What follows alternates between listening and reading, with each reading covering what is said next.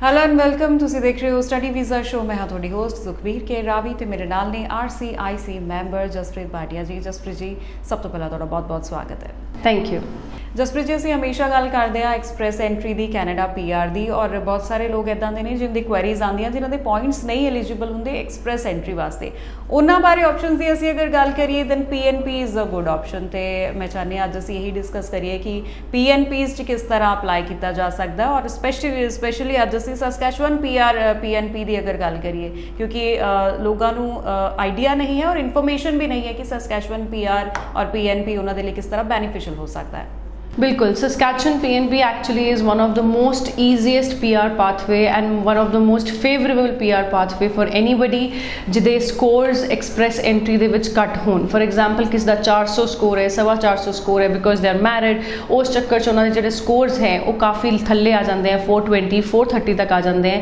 And express entry ਇਸ time ਤੇ ਕੋਈ ਫੈਡਰਲ ਸਕਿੱਲ ਵਰਕਰ ਕੈਟੇਗਰੀ ਜਿਹਦੇ 'ਚ ਤੁਸੀਂ ਲੋਕ ਅਪਲਾਈ ਕਰੋਗੇ ਆਊਟਸਾਈਡ ਕੈਨੇਡਾ, ਕੋਈ ਵੀ ਡਰਾ ਕੰਡਕਟ ਨਹੀਂ ਕਰ ਰਿਹਾ ਪਿਛਲੇ 6 ਮਹੀਨਿਆਂ ਤੋਂ। ਬਟ ਦੂਜੀ ਸਾਈਡ ਅਗਰ ਆਪਾਂ ਦੇਖੀਏ ਸਸਕੈਚੁਅਨ PNP ਐਵਰੀ ਫੋਰਥਨਾਈਟ ਮਤਲਬ ਐਵਰੀ 15 ਡੇਜ਼ ਤੇ ਇੱਕ ਨਵਾਂ ਡਰਾ ਕੱਢ ਰਿਹਾ ਹੈ for SINP express entry. And express entry ਜਿਹੜੀ ਤੁਸੀਂ ਐਕਸਪ੍ਰੈਸ ਐਂਟਰੀ 'ਚ ਫਾਈਲ ਲਾਈ ਹੈ, ਐਂਡ OID ਮਤਲਬ ਆਕਿਊਪੇਸ਼ਨ ਇਨ ਡਿਮਾਂਡ ਲਈ। ਹੁਣ ਆਪਾਂ ਅਗਰ ਇਹਦੀ ਐਲੀਜੀਬਿਲਿਟੀ ਬਾਰੇ ਗੱਲ ਕਰੀਏ ਕਿ ਸਸਕੈਚੁਅਨ ਦੀ PNP ਦੀ ਐਲੀਜੀਬਿਲਿਟੀ ਕੀ ਹੈ, ਟੋਟਲ 100 ਪੁਆਇੰਟ ਸਸਕੈਚੁਅਨ ਦੀ ਐਲੀਜੀਬਿਲਿਟੀ ਲਈ ਹੁੰਦੇ ਹੈ, maximum 100 points that you can gain. ਉਹਦੇ ਵਿੱਚ ਮਿਨੀਮਮ ਤੁਹਾਡੇ ਪੁਆਇੰਟ ਜਦੋਂ ਤੁਸੀਂ ਕੈਲਕੂਲੇਟ ਕਰਦੇ ਹੋ ਉਹ 60 ਹੋਣੇ ਚਾਹੀਦੇ हैं, that is 60 out of 100 to be eligible to apply under Saskatchewan PNP। ਦੂਜੀ ਆਪਾਂ ਅਗਰ ਗੱਲ ਕਰੀਏ ਕਿ ਹੁਣ ਇਹ ਪੁਆਇੰਟਸ ਕਿੱਦਾਂ ਨਿਕਲ ਕੇ ਆਉਂਦੇ ਹਨ, ਮੇਜਰਲੀ ਹਰ PR ਪਾਥਵੇ ਦੇ ਵਿੱਚ ਆਪਣੇ 4 ਤੋਂ 5 ਮੇਜਰ ਪੁਆਇੰਟਸ ਹੁੰਦੇ ਹਨ ਜਿੱਥੋਂ ਤੁਹਾਨੂੰ ਸਕੋਰ ਮਿਲਦਾ ਹੈ। ਸਸਕੈਚੁਅਨ ਵੀ ਸਿਮਿਲਰਲੀ ਉਸੇ ਪੈਟਰਨ ਤੇ ਕੰਮ ਕਰਦਾ ਹੈ। ਤੇ ਅਗਰ ਆਪਾਂ ਗੱਲ ਕਰੀਏ ਕਿ ਕਿਵੇਂ ਪੁਆਇੰਟਸ ਸਾਡੇ ਕੈਲਕੂਲੇਟ ਹੁੰਦੇ ਨੇ, ਤੁਹਾਡੇ ਪੁਆਇੰਟਸ ਤੁਹਾਨੂੰ ਮਿਲਣਗੇ ਵਰਕ ਐਕਸਪੀਰੀਅੰਸ ਦੇ ਬੇਸ ਦੇ ਉੱਤੇ, ਤੁਹਾਡੀ ਏਜ ਦੇ ਬੇਸ ਦੇ ਉੱਤੇ, ਤੁਹਾਡੀ ਐਜੂਕੇਸ਼ਨ ਦੇ ਬੇਸ ਦੇ ਉੱਤੇ, ਐਂਡ ਵਰਕ ਐਕਸਪੀਰੀਅੰਸ ਦੇ ਬੇਸ ਦੇ ਉੱਤੇ, ਪਲੱਸ ਅਡੈਪਟੇਬਿਲਿਟੀ ਦੇ ਉੱਤੇ। ਅਡੈਪਟੇਬਿਲਿਟੀ ਮਤਲਬ ਤੁਹਾਡਾ ਉੱਥੇ ਕੋਈ ਸਪਾਊਸ ਹੈ, ਤੁਸੀਂ ਵਿਦਨ ਸਸਕੈਚੁਅਨ ਜਾਂ ਕੈਨੇਡਾ ਐਜੂਕੇਸ਼ਨ ਕੰਪਲੀਟ ਕੀਤੀ ਹੋਈ ਹੈ, ਇਸ ਬੇਸਿਸ ਦੇ ਉੱਤੇ ਤੁਹਾਡੇ ਸਾਰੇ ਪੁਆਇੰਟਸ ਬਣਦੇ ਨੇ, ਜਾਂ ਤੁਸੀਂ ਉੱਥੋਂ ਦਾ ਵਰਕ ਐਕਸਪੀਰੀਅੰਸ ਲਿੱਤਾ ਹੋਇਆ ਹੈ। ਹੁਣ ਅਗਰ ਆਪਾਂ ਗੱਲ ਕਰੀਏ ਕਿ 60 ਪੁਆਇੰਟਸ ਐਲੀਜੀਬਿਲਿਟੀ ਚੱਲ ਰਹੀ ਹੈ, but what is the current cut off by SINP ਵਿਚ is Saskatchewan. Current cut off ਬਹੁਤ ਵੇਰੀ ਕਰ ਰਹੀ ਹੈ ਸਸਕੈਚੁਅਨ ਦੀ। ਪਿਛਲੇ 15 ਦਿਨ ਪਹਿਲਾਂ ਤੁਹਾਡਾ ਕਟ ਆਫ ਨਿਕਲੀ ਸੀ 65 ਪੁਆਇੰਟਸ ਦੇ ਉੱਤੇ, ਉਸ ਤੋਂ ਪਹਿਲਾਂ ਕਟ ਆਫ ਚੱਲ ਰਹੀ ਸੀ 70 ਪੁਆਇੰਟ ਉੱਤੇ। 70 68 69 ਬਹੁਤ ਕੰਸਿਸਟੈਂਟ ਪੁਆਇੰਟ ਹੈ ਜਿਹੜੀ ਕਟ ਆਫ ਚੱਲ ਰਹੀ ਹੈ ਸਸਕੈਚੁਅਨ ਦੀ ਇਸ ਟਾਈਮ ਤੇ। ਬਟ ਰੀਸੈਂਟਲੀ ਪਰਸੋਂ ਜਿਹੜੀ ਕਟ ਆਫ ਸਸਕੈਚੁਅਨ ਦੀ ਨਿਕਲੀ ਉਹ 82 ਪੁਆਇੰਟਸ ਤੇ ਨਿਕਲੀ। ਤਾਂ ਅਗਰ ਆਪਾਂ ਦੇਖੀਏ ਬਹੁਤ ਜ਼ਿਆਦਾ ਵੇਰੀਡ ਡਰਾਜ਼ ਨਿਕਲਦੇ ਆ ਸਸਕੈਚੁਅਨ ਤੇ, ਕੋਈ ਕੰਸਿਸਟੈਂਟ ਡਰਾਜ਼ ਨਹੀਂ ਨਿਕਲਦੇ, ਕਦੀ 70 ਕਦੀ 82 ਕਦੀ 67 ਕਦੀ 68। ਇਸ ਕਰਕੇ ਮੈਂ ਹਾਈਲੀ ਤੁਹਾਨੂੰ ਰეკਮੈਂਡ ਕਰਾਂਗੀ ਕਿ ਤੁਸੀਂ ਸਾਡੇ ਨਾਲ ਕੰਟੈਕਟ ਕਰੋ, ਆਪਣੇ ਪੁਆਇੰਟਸ ਕੈਲਕੂਲੇਟ ਸਾਡੇ ਨਾਲ ਕਰਵਾ ਸਕਦੇ ਹੋ।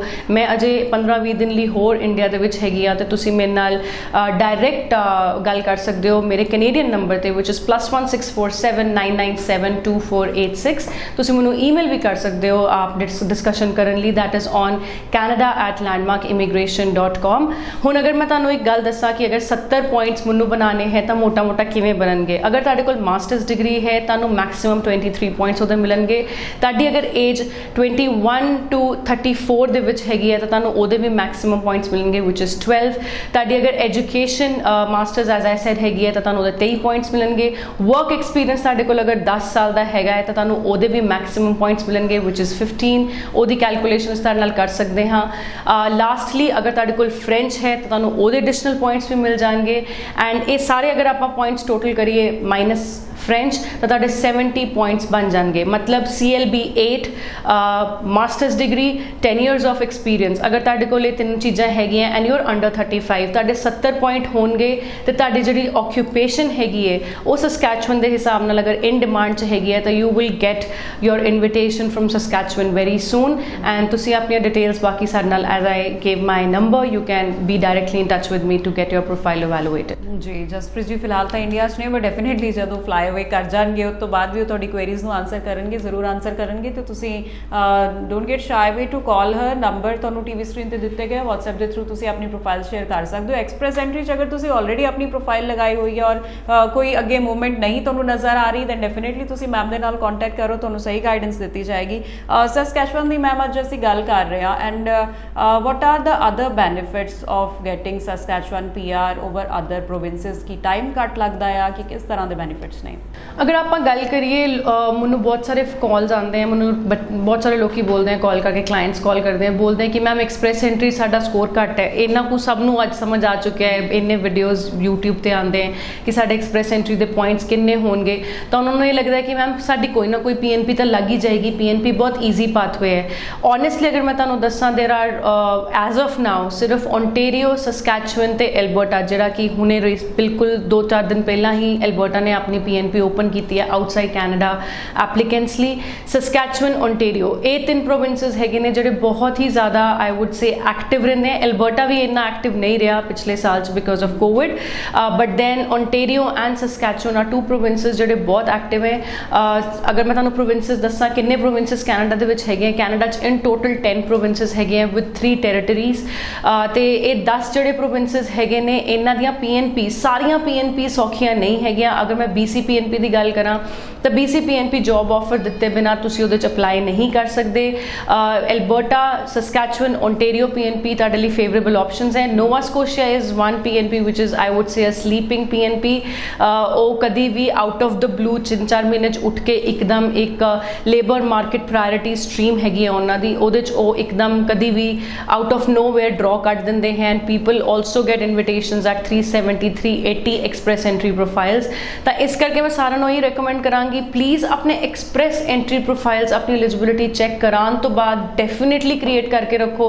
ਤੁਹਾਡਾ ਅਗਰ 350 ਪੁਆਇੰਟ ਵੀ ਹੈ, 380 ਪੁਆਇੰਟਸ ਵੀ ਹੈ, 420 ਪੁਆਇੰਟ ਹੈਗੇ ਆ, ਤਾਂ ਵੀ ਤੁਸੀਂ ਆਪਣਾ ਪ੍ਰੋਫਾਈਲ ਐਕਸਪ੍ਰੈਸ ਐਂਟਰੀ 'ਚ ਕ੍ਰੀਏਟ ਕਰਕੇ ਰੱਖੋ, ਕਿਉਂਕਿ ਜਿਹੜੇ ਮੈਂ ਪ੍ਰੋਵਿੰਸਸ ਹੁਣੇ ਤੁਹਾਨੂੰ ਦੱਸੇ, ਇਹ ਸਾਰੇ ਪ੍ਰੋਵਿੰਸਸ ਕਦੀ ਵੀ you can be lucky at any point of time. ਕਿਸੇ ਵੀ ਟਾਈਮ ਤੇ ਤੁਹਾਡੀ ਆਕੂਪੇਸ਼ਨ ਅਗਰ ਉਸ ਪ੍ਰੋਵਿੰਸ 'ਚ ਡਿਮਾਂਡ 'ਚ ਹੋਈ ਤਾਂ ਤੁਹਾਨੂੰ ਇਨਵੀਟੇਸ਼ਨ ਮਿਲ ਸਕਦਾ ਹੈ। ਤਾਂ ਇਸ ਕਰਕੇ ਆਪਣੇ ਹਮੇਸ਼ਾ ਐਕਸਪ੍ਰੈਸ ਐਂਟਰੀ ਪ੍ਰੋਫਾਈਲ ਨੂੰ ਐਕਟਿਵ ਰੱਖੋ। Don't get frustrated. I understand ਇਸ ਟਾਈਮ ਤੇ ਬਹੁਤ ਸਲੋ ਚੱਲ ਰਹੀ ਹੈ PR ਕੈਨੇਡਾ ਦੀ, ਆਊਟਸਾਈਡ ਕੈਨੇਡਾ ਲੋਕਾਂ ਲਈ, but do not give up, ਕਿਉਂਕਿ everything is opening up. Alberta ਖੁੱਲ ਚੁੱਕਿਆ ਹੈ PNP ਲਈ, ਸਸਕੈਚੁਅਨ ਆਪਣਾ ਐਕਟਿਵ ਹੈ, ਵੈਰੀ ਐਕਟਿਵ। ਮੇਰੇ ਤੋਂ ਕੁਐਸਚਨ ਤੁਸੀਂ ਪੁੱਛਿਆ ਹੁਣੇ ਕਿ ਇੰਨਾ ਸਸਕੈਚੁਅਨ ਫੇਵਰੇਬਲ ਕਿਉਂ ਹੈ।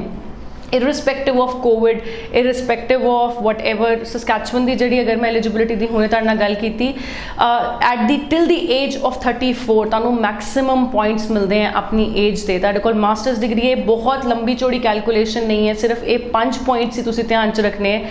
ਤੁਹਾਡਾ ਅਗਰ ਕੋਈ ਕਲੋਜ਼ ਰਿਲੇਟਿਵ, ਤੁਹਾਡੀ ਵਾਈਫ ਦੇ ਇਨ-ਲॉज, ਹਸਬੈਂਡ ਦੇ ਇਨ-ਲॉज, ਉਹਨਾਂ 'ਚੋਂ ਕੋਈ ਵੀ relative, nieces, nephew, uncle, aunt, ਕੋਈ ਵੀ ਤੁਹਾਡਾ ਸਸਕੈਚੁਅਨ 'ਚ ਰਹਿੰਦਾ, ਤੁਹਾਨੂੰ ਸਿੱਧਾ 20 ਪੁਆਇੰਟਸ ਮਿਲ ਜਾਂਦੇ ਆ। ਤਾਂ ਤੁਸੀਂ ਸੋਚੋ ਅਗਰ ਤੁਸੀਂ 50 ਪੁਆਇੰਟ ਵੀ ਬਣਾਏ ਆਪਣੇ ਬੈਚਲਰਸ ਡਿਗਰੀ CLB 8 ਦੇ ਨਾਲ ਜਾਂ 5-7 ਸਾਲ ਦੇ ਐਕਸਪੀਰੀਅੰਸ ਦੇ ਨਾਲ, ਵਿੱਚ ਤੁਸੀਂ ਅਗਰ 20 ਪੁਆਇੰਟ ਆਪਣੇ ਰਿਲੇਟਿਵ ਕਰਕੇ ਐਡ ਕਰਤੇ, ਜਿਹਨੂੰ ਆਪਾਂ ਅਡੈਪਟੇਬਿਲਿਟੀ ਪੁਆਇੰਟਸ ਕਹਿੰਦੇ ਆ, your points are any which way is going to shoot up to 70 and 70 above, and you will definitely get an invitation.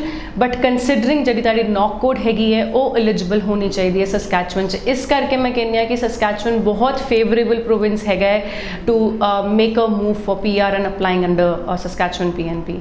ਜੀ ਔਰ ਪੁਆਇੰਟਸ ਦੀ ਇੱਥੇ ਗੱਲ ਹੋਈ ਹੈ, ਪੁਆਇੰਟਸ ਬੂਸਟ ਕਰਨ ਦਾ ਵੀ ਕੋਈ ਫਾਰਮੂਲਾ ਸਾਡੇ ਐਪਲੀਕੈਂਟਸ ਨੂੰ, ਸਾਡੇ ਵਿਊਅਰਸ ਨੂੰ ਜ਼ਰੂਰ ਦੱਸ ਦਿਓ।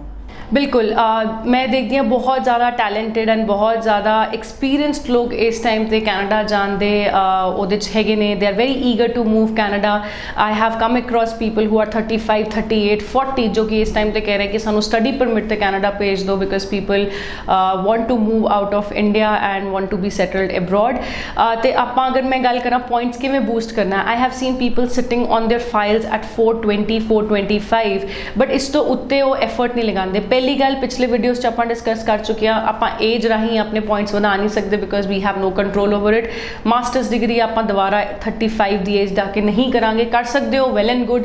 I am sure anybody who is 35, 36 ਉਹ ਪੜ੍ਹਾਈ ਇਸ ਟਾਈਮ ਤੇ ਰਿਜ਼ਿਊਮ ਨਹੀਂ ਕਰਨਾ ਚਾਹੇਗਾ, 2 ਸਾਲ ਉੱਤੇ ਨਹੀਂ ਲਾਣਾ ਚਾਹੇਗਾ ਇਨ ਇੰਡੀਆ।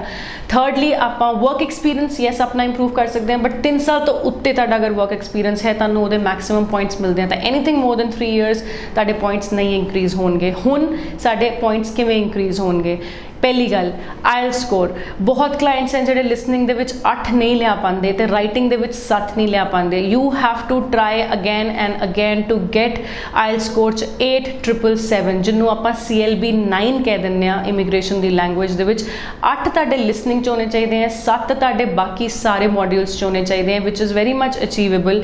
ਤੁਸੀਂ ਅਗਰ ਬਾਰ-ਬਾਰ ਪ੍ਰੈਕਟਿਸ ਕਰੋਗੇ, seriously it totally depends how badly you want to be in Canada. ਤੁਸੀਂ IELTS ਡੈਫੀਨੇਟਲੀ ਸਕੋਰ ਕਰੋਗੇ 8,777 ਤੇ ਤੁਹਾਡੇ 8,777 ਦੇ ਨਾਲ 50 ਪੁਆਇੰਟਸ ਬੂਸਟ ਹੋ ਜਾਂਦੇ ਨੇ ਤੁਹਾਡੇ ਪ੍ਰੋਫਾਈਲ ਦੇ ਵਿੱਚ। ਤੀਜੀ ਗੱਲ, ਆਪਾਂ ਕਿੱਦਾਂ ਹੋਰ ਆਪਣੇ ਪੁਆਇੰਟਸ ਬੂਸਟ ਕਰ ਸਕਦੇ ਹਾਂ। You can also prepare for your French. ਤੁਸੀਂ ਹੁਣ ਵੈਸੇ ਹੀ ਆਪਾਂ ਬੈਠੇ ਹਾਂ PR ਦੀਆਂ, ਕੁਝ ਵੀ ਨਹੀਂ ਇਨਫੋਰਮੇਸ਼ਨ ਆ ਰਹੀ ਆਊਟਸਾਈਡ ਕੈਨੇਡਾ ਕਲਾਇੰਟਸ ਲਈ, ਤਾਂ ਤੁਸੀਂ ਆਪਣੀ 6 ਮਹੀਨੇ ਫ੍ਰੈਂਚ ਦੀ ਪੜ੍ਹਾਈ ਕਰ ਸਕਦੇ ਹੋ। You can right your French exam as well, ਜਿਹੜੇ TEF TCF ਐਗਜ਼ਾਮਸ ਹੈ ਫ੍ਰੈਂਚ ਦੇ, ਉਹ ਲਿਖ ਸਕਦੇ ਹੋ। ਅਗਰ ਤੁਹਾਡਾ ਉਹਦੇ 'ਚ ਵੀ ਅੱਛਾ ਸਕੋਰ ਆ ਗਿਆ, if you are a French speaking person applicant, ਤੁਹਾਡਾ ਵੈਸੇ ਹੀ 50 ਪੁਆਇੰਟਸ ਬਾਈਲਿੰਗੁਅਲ ਹੋਣ ਦੇ ਤੁਹਾਡੇ 50 ਪੁਆਇੰਟਸ ਐਪਲੀਕੇਸ਼ਨ ਦੇ ਵਿੱਚ ਵੱਜ ਜਾਣਗੇ। So that is what I would recommend people who are actually currently working at the age of 32 to 35। ਉਹਨਾਂ ਨੂੰ ਮੈਂ ਇਹ ਰეკਮੈਂਡ ਕਰਾਂਗੀ ਕਿ ਤੁਸੀਂ ਕੋਸ਼ਿਸ਼ ਕਰੋ ਕਿ ਤੁਸੀਂ ਆਪਣੀ ਫ੍ਰੈਂਚ ਐਬਿਲਿਟੀ ਬਿਲਡਅਪ ਕਰ ਸਕੋ। ਲਰਨਿੰਗ ਆਲਵੇਜ਼ ਤੁਹਾਡੇ ਲਈ ਅੱਛੀ ਰਹੇਗੀ, ਕੈਨੇਡਾ ਜਾ ਕੇ ਵੀ ਤੁਹਾਨੂੰ ਫ੍ਰੈਂਚ ਕਾਫੀ ਹੈਲਪ ਕਰੇਗੀ, and if that gets you PR, why not.